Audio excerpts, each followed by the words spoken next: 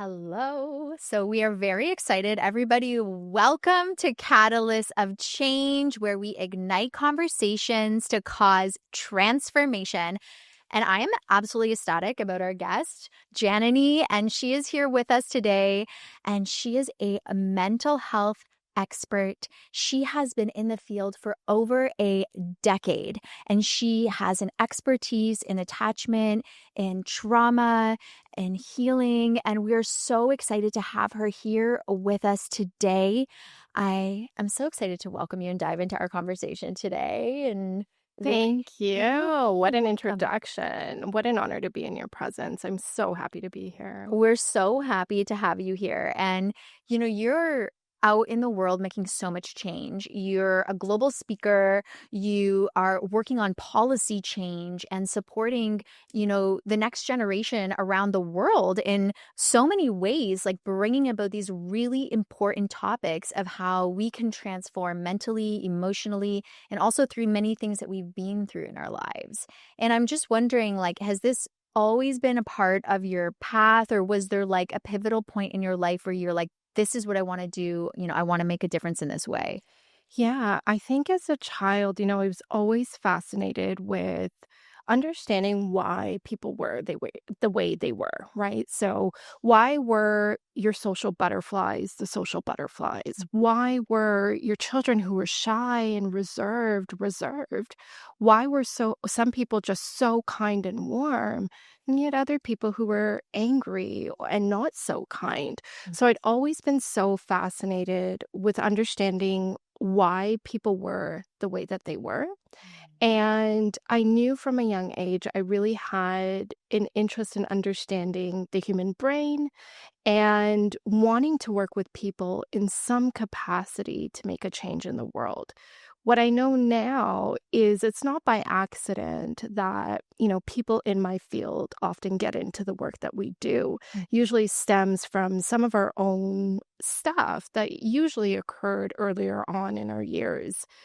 And I think going into the work that I did is because I think while I was trying to understand the world around me, deeper was me trying to understand myself and why I was the way I was. Mm. And on that journey of, exploration, what do you feel Mm. has mental and emotional health played a role in that? Like, what did you discover about it where you realized this is something important to share with others?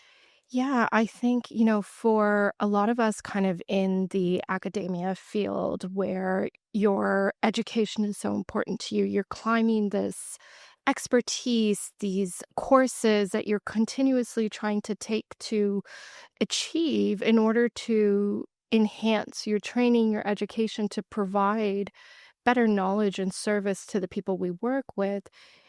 I realized that I was often operating on fight or flight. So I never fully felt safe in myself. I couldn't really understand why. But one of my ways of trying to cope with that was achieving. So let me take another course, let me take another program, let me specialize.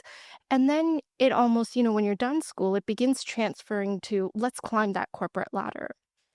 And what I realized was after having my kids, so I have three young kids, including. Oh my, sorry. So. Hold up. Because I didn't even know that. Because Yeah. oh my goodness, you are epic. Okay, sorry. Like, anytime, like, is like all this, and then it's like, oh, and I have three children. So I just wanna Including highlight, twins. including, can I just highlight this because, I, oh, I'm sorry to just interject, but like, this is astounding because there is something so powerful about women Mm. and the power of a woman who you can sit here and be like, you're talking this and yet you're also caring for a family Yeah. and children Yeah. and bringing life into the world, let alone the physical, mental, and emotional toll that takes, like, quite literally biologically to birth a human being, let alone to then go through the process of caring for them indefinitely is something that is absolutely like astounding. So I needed to just not jump over that for a second because um there is a part of me that does feel I think mothers need a lot more recognition for that, and especially in the society today. Um Sometimes that can get lost or it can become so normalized that we actually just forget what that actually takes. So I just had to Thank highlight that you. before moving on. I appreciate that. And, I received that because I think moms today, are really trying to change the way we parent too, while still trying to make a difference in our world, in our careers. And we're parenting in a way where we're taking responsibility for our stuff to work through it so that it doesn't impact our children. Mm. Do you know what I mean? Like, we're acknowledging that we have stuff, and if I don't work through it, I know it's gonna impact my kids. Yeah. So I think that that also needs to be recognized in the generation where we're having kids right now, because these are individuals who have, the academics, the professionalism behind them, and also the knowledge of our stuff and how that can impact our kids. And I think we're the generation that's willing to do the hard work Mm. to break some of these generational cycles or trauma Mm. in order for it to not pass on to our kids. So I really appreciate you actually stopping there, because my kids have really transformed me in the greatest way. Wow. Yeah. And it's so powerful because like it is such a part of the conversation around mental and emotional health and bringing children and like you said, the generational cycle. And what I want to mention and also get your feedback and insights on is like, even for the listeners, maybe they're not moms and dads, maybe they don't have children, but we still have youngsters that we will encounter in our life. And by youngsters, I just mean anyone who's the next generation, like those people who are going to be growing up and be our future leaders. So even if we may not have children ourselves, we still have some kind of a representation for that generation. So what would you say to those people and why you feel like it is important for us to unpack our traumas and unpack the things that we may be potentially consciously or unconsciously carrying into? Yeah, I'll start with whether or not we have children. Our past, our childhoods impact our everyday life. It impacts every interaction, whether it be with a partner, a friend, whether, you're a leader at an organization or corporation, whether you're working with people in a service-driven industry. Our interactions, how we communicate with each other, with the world, even how we communicate with ourselves, all stems back to our childhoods, our attachments with our primary caregivers.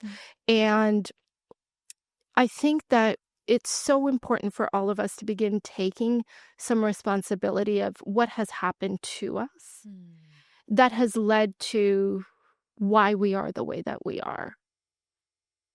And so, what does it look like in your world and in this work that you're doing and what you've discovered to take that responsibility? How would someone do that? Yeah, so there's a number of different ways. In my field, it really is. I do a lot of teaching and training. So it is teaching and training around trauma and attachment and how we can begin to really understand and shift the paradigm to not what has happened to you, but really beginning to, or sorry, instead of what is wrong with you, to begin to understand what has happened to you. And I would say we want to take that even further to what is the story that has helped develop you into who you are. And I think if we give more time to people to tell their stories, to begin to really understand people for who they are, what they've been through, that in itself is taking responsibility. And I would say on an individual level, getting still enough to ask ourselves, why do we have certain patterns? For example, for me, I lived a lot of my life being highly anxious, and it served me. It served me to grow, to develop myself professionally. But inside, I always felt unsafe. So it's also about just getting curious. Why am I operating like this? Why do I need everything in order?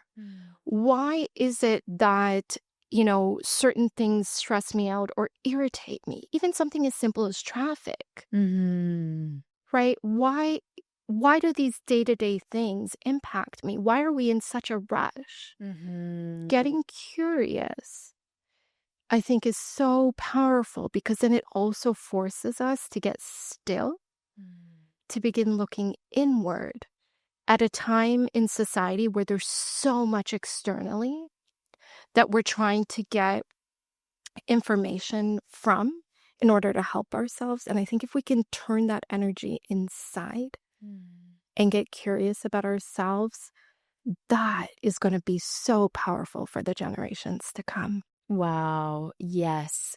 Like, as you're sharing this, I'm just getting that image of, when you see water and it's like crystal clear, and then, put your foot in or something and the sand all comes up and it's like, wow. And then if you move around, it just keeps getting more and more dirty. But if you just stop for a few minutes, eventually the dust settles and the water is clear again. And so for me, hearing you share this, I wonder, like, what is a way that you go through that process for yourself? And you spoke about getting curious and being still. So for any of our listeners, is there like a specific practice or a certain style of reflection that you like that maybe they could try also? Yeah, so I don't know if you've heard of Gabby Bernstein. Oh, yes. I love Gabby. I love her. She's awesome. We love you, Gabby. Love you. Gabby Bernstein, really, her work is something where I first landed on during my healing journey. Again, being in the mental health space, you know, I had some dissociated trauma that I had absolutely no idea about. And I only recognized it about 2 years ago. And being in the field for as long as I have, I was like, what is wrong with me? Like, how could I not have known this? There's so much judgment. And then when I finally accepted that this was, okay, maybe something that had happened to me, and this is kind of like your type A behavior at play again. I was like, okay, I got this. Give me all the therapy. I know who I need to see. I know what I need to do. And I tried to rush that process. I tried to rush it because I'm like, I can do this. I don't need to wait. It doesn't need to be a year journey. Like, I'm going to do this quick. And then I stumbled upon Gabby's work. And the way she begins talking about spirituality in a way where, you're not defining it. It really is about beginning to, as I said, going inwards and beginning to recognize the power that we all have internally. I believe we're all born perfectly. And I don't think enough of us actually believe that. Her work, a specific meditation, which was the spirit guide meditation, really changed things for me. I began practicing meditation and taking deliberate time to actually sit down quietly for 10, 15 minutes a day, meditating. And now, for someone who's highly anxious, getting still is hard. Yes. This is scary. It's actually terrifying for someone who's used to go, go, go, achieve, achieve, achieve, stay busy. Yes. Now we're saying, actually, you've operated this way for X amount of years. Now I want you to get quiet. And it's a complete shock to our nervous system. But that practice changed my life because I was so used to operating, as I said, in that fight or flight and just doing and doing and doing. But when you get past the discomfort initially of trying to sit down still for a few minutes, of like fighting the urge to check your phone, to open your eyes, to look around. As soon as we get past that discomfort of the urge to get out of that meditative state, and we continue to practice that and use that muscle, it really is a muscle that we're looking to strengthen. Oh my goodness, it opens an entire world of possibilities and recognizing that we're really not alone in this world. Mm. We're always protected and guided, and things are always working out for the best for us, even if we can't see it at that time. Yes, and that's such a huge realization for especially for someone who's felt so alone at times to be able to then have that experience of like I'm not alone and I am protected and to have that connection to the stillness. And, in a world now, like there's so many distractions, like probably more than humanity has ever seen with all the technology and our phones. And so even just to have that space of connection with the self is like, I mean, what could come from that? So many things. And, I'm curious, what would you say to someone who's listening and maybe they're nervous or they have that anxiety about unpacking some things. Maybe they have fear around like, well, what will come up when I'm sitting in that space? And, how do I manage like that fear and that anxiety? Yeah, so I would say start small, right? I think oftentimes when we hear something that's worked for someone else, we want to latch onto it and we want to go full force. So I would say start really small, even if it's a minute a day, where you're just setting an alarm and you have some quiet music or you have no music at all. Start really, really small because, as I said, it's a muscle we're trying to strengthen. And for someone who's not used to getting still or looking inward or being quiet, really quieting down our brain, it can be very scary, it can be very uncomfortable, and it can be very hard for our mind to actually even be quiet. So starting small, and then I would say each week, maybe we add in another minute, maybe we add in another couple of minutes. And I would say look at what's available online, find a meditation that speaks to you, that works for you. For someone who's highly anxious, a great way to kind of begin this practice is what we call a progressive muscle relaxation technique, where we're actually using parts of our body and physically tensing up these groups of muscles. And you'd want to go inward, you'd want to close your eyes. But when we use our body and we physically tense and release, it's going to allow a relief of that tension to happen. And that can be easier for a lot of people who have trouble quieting their mind. So I would say start small, maybe pair it with something that is the mind-body connection as well. And it reminds me a lot of like the somatic work, like you said, bringing that mind-body connection in and the power of that. And and you've mentioned also the attachment styles and I know you really specialize in that as well. So for anyone who, I think a lot of our listeners and viewers may be familiar, but there may be people who aren't and they've not heard of it yet, so how has that become a part of your service and what you do and also in healing these generational traumas? And how could somebody dive into that a little bit more? Yeah, so attachment theory is my most favorite theory. And especially after having my kids, it was like, it's just such a brilliant theory. And what we know is that there's 4 attachment styles. We have one that is considered secure attachment, and we have 3 other categories that are considered insecure attachment. More than half, more than 50%, I think it's about 52% of the population is actually insecurely attached. And the beautiful thing about it is that we can, as adults, begin to move to what we call earned security. So even if we have these attachment styles with our caregivers, our primary caregivers that are insecure, there's hope that we can move into that earned security and begin to really have the benefits of someone who had a secure attachment early on. So that's first and foremost. I think it lends itself to a lot of hope for people that maybe didn't have the best upbringings. The insecure attachment styles are really divided based on how caregivers responded to us when we were infants, toddlers, and young children.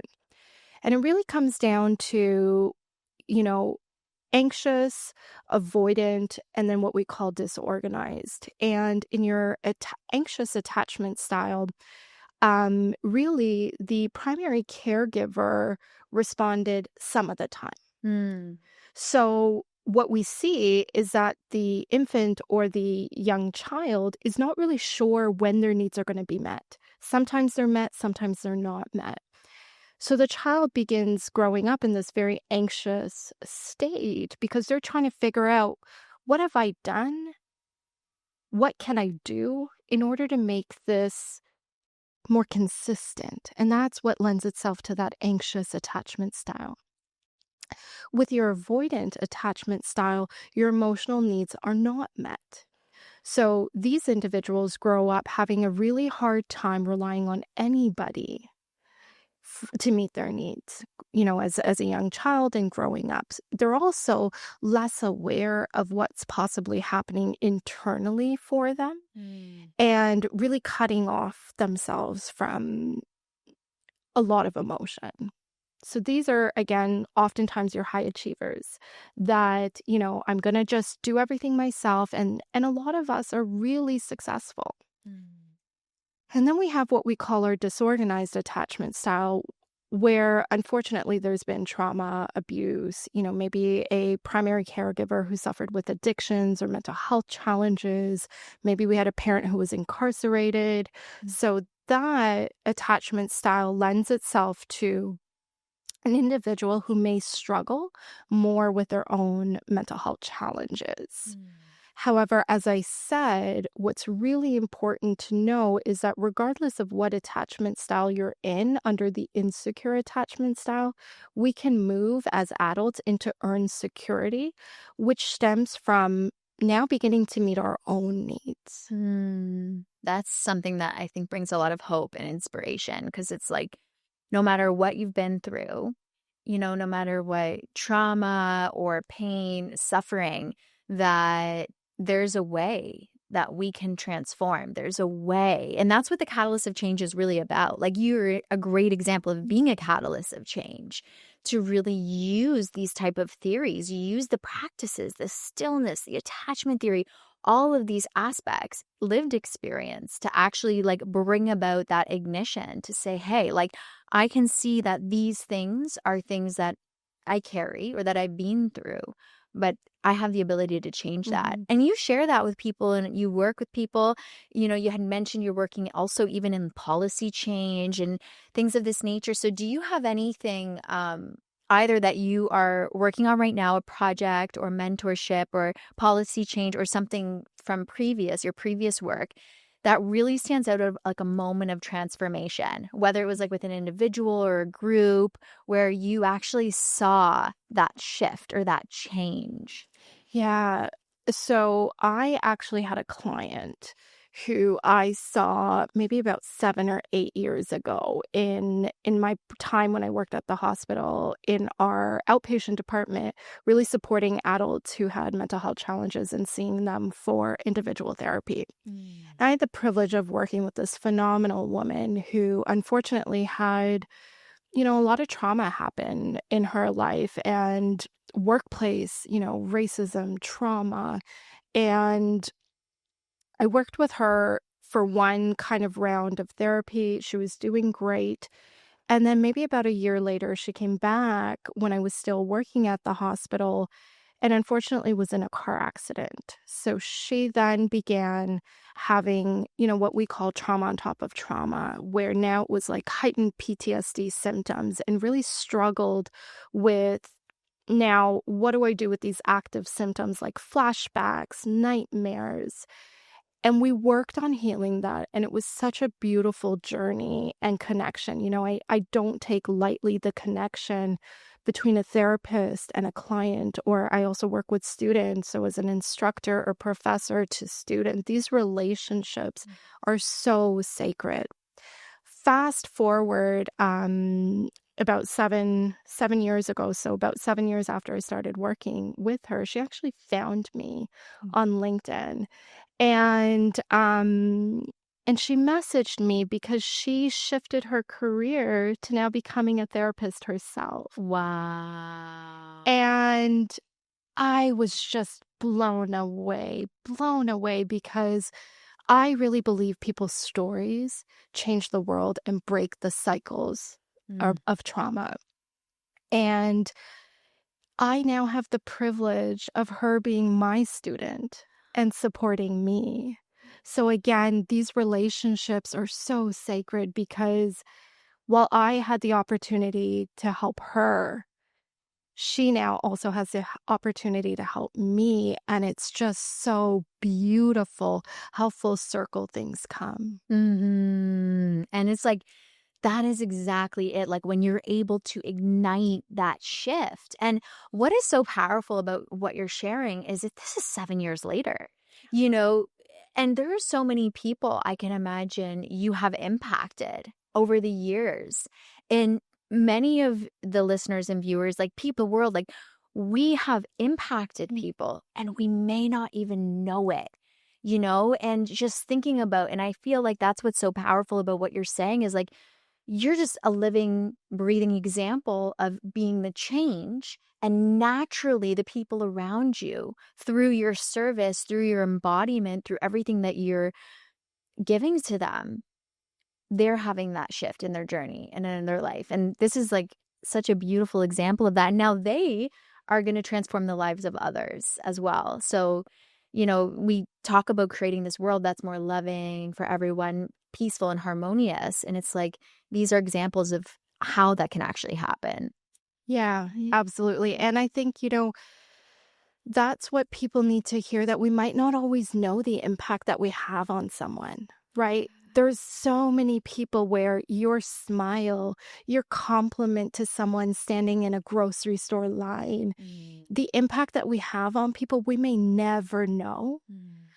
But if we show up in a way where we're embodying love and kindness and harmony, we have the impact to change how the world is operating. And I think we're heading in that direction with the incredible work like people like you are doing.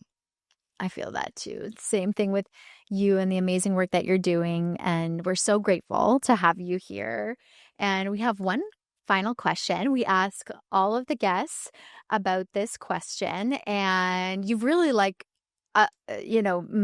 touched on it in different ways.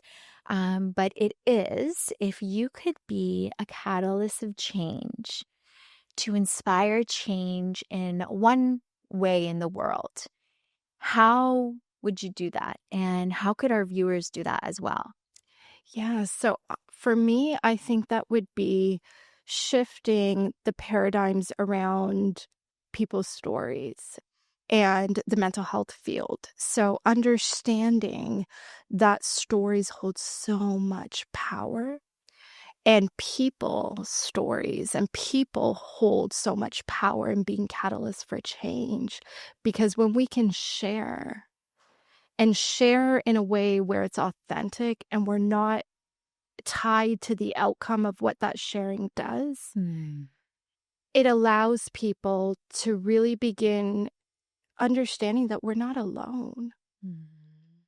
And for me in my work, I work with students, social work students, and what I do is a lot of training around simulation with people with lived experience for this exact reason, that we need to begin shifting to looking at individuals in academia as experts and understanding that people with lived experience are actually experts by experience. Exactly.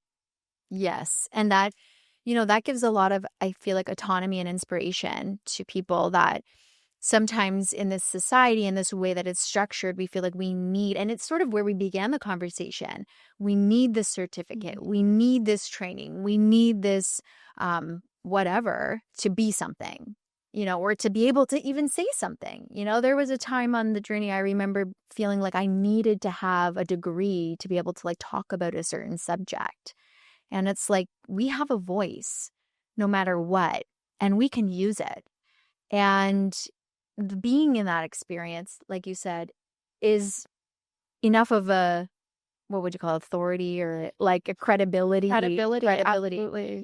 to be able to speak on that, because that is your journey. That is your story. That is your experience. And we're all the experts in our own story.